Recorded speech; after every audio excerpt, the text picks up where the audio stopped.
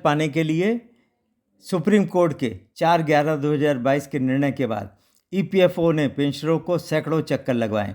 EPFO के आदेश की खामियों के निराकरण या जो महत्वपूर्ण बातें कोर्ट के आदेश में छूट गई हैं उसके लिए कंटेम्प्ट और सैकड़ों रिव्यू पिटीशन दाखिल की गई, पर वृद्ध पेंशनरों की ना ही सरकार सुध ले रही है और ना ही पूरी तत्परता से कोर्ट में सुनवाई हो पा रही है। ईपीएफओ तो चाहता ही है कि किसी न किसी तरीके से यह मामला टलता रहे और पेंशनर अपने आप ही धीमे धीमे कम होते जाएं। इसलिए 4/11/2022 को निर्णय आने के बाद से कई बार हायर पेंशन के लिए अप्लाई करने की डेट बढ़ती रही। पेंशनर खुश होते रहे कि चलो अप्लाई करने का और टाइम मिल गया। फिर एम्प्लॉयर से वेरीफाई कराने की डेट बढ़ती रही, जो अभी भी मई 2024 है। पर जिन लोगों ने अप्लाई कर दिया है और उनकी फॉर्मेलिटीज़ पूरी हैं, उनको क्या जमा करना है यह तो बताया जा रहा है, पर उनको कितना एरियर और कितनी पेंशन मिलेगी यह नहीं बताया जा रहा, जिससे स्थिति स्पष्ट न होने से अभी भी ज़्यादातर मामले अधर में लटके हैं। एनआईसी ने बार बार मांग की कि कितना एरियर देना है और कितना मिलना है, इसका बुक एडजस्टमेंट करके फाइनल फिगर बताई जाए। कुछ ईपीएफओ ऑफिस ने तो बुक एडजस्टमेंट की जानकारी दी, पर अन्य सभी ऐसा कोई आदेश ना होना बताकर सबको उलझाए हुए हैं। माननीय सुप्रीम कोर्ट के 4/11/2022 के निर्णय का हवाला देकर ईपीएफओ 1 सितंबर 2014 के पहले के रिटायरीज़ को बिल्कुल अलग थलग कर रहा था।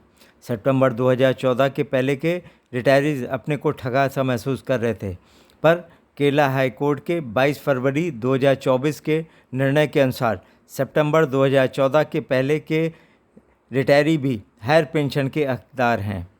केरला, कर्नाटका, मद्रास और मध्य प्रदेश के जबलपुर, इंदौर आदि 7 हाई कोर्ट ने विभिन्न याचिकाओं में माना है कि सुनील कुमार और आरसी गुप्ता के केस की भांति अन्य के भी हायर पेंशन के क्लेम को कंसीडर किए जाएं, यानी सितंबर 2014 के पहले के रिटायरीज़ जो अर्हताएँ पूरी करते हैं उन्हें भी हायर पेंशन का पात्र माना जाए।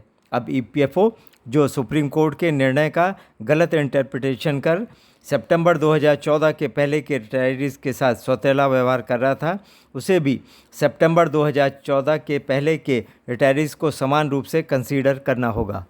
इस मामले के मुख्य अपीलकर्ता आरसी गुप्ता के केस की कंटेम्प्ट पिटीशन की सुनवाई सुप्रीम कोर्ट में माननीय न्यायाधीश अनिरुद्ध बोस और माननीय संजय कुमार की बेंच में 2 अप्रैल को होनी थी, पर उसकी एक और डेट 16 जुलाई 2024 दे दी गई।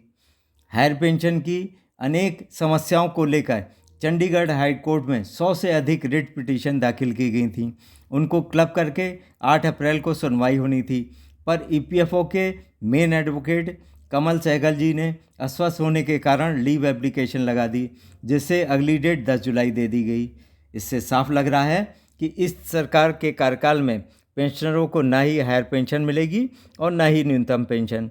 वैसे ईपीएफओ के अधिकांश वरिष्ठ अधिकारियों का मानना है कि अगर हायर पेंशन देनी पड़ी तो ईपीएफओ को खजाना खाली हो जाएगा। इसलिए अगर सरकार न्यूनतम पेंशन दे दे तो अधिकतर पेंशनर अपना हायर पेंशन का दावा छोड़ देंगे, पर सरकार तो न्यूनतम पेंशन भी देना नहीं चाहती। इसीलिए ज़रूरी है कि पेंशनर संगठित होकर लोकसभा चुनाव में अपनी वोट की ताकत दिखाएं, तभी सभी पार्टियों की आंखें खुलेंगी। अंत में नीचे दिया गया बेल का बटन दबाना ना भूलें।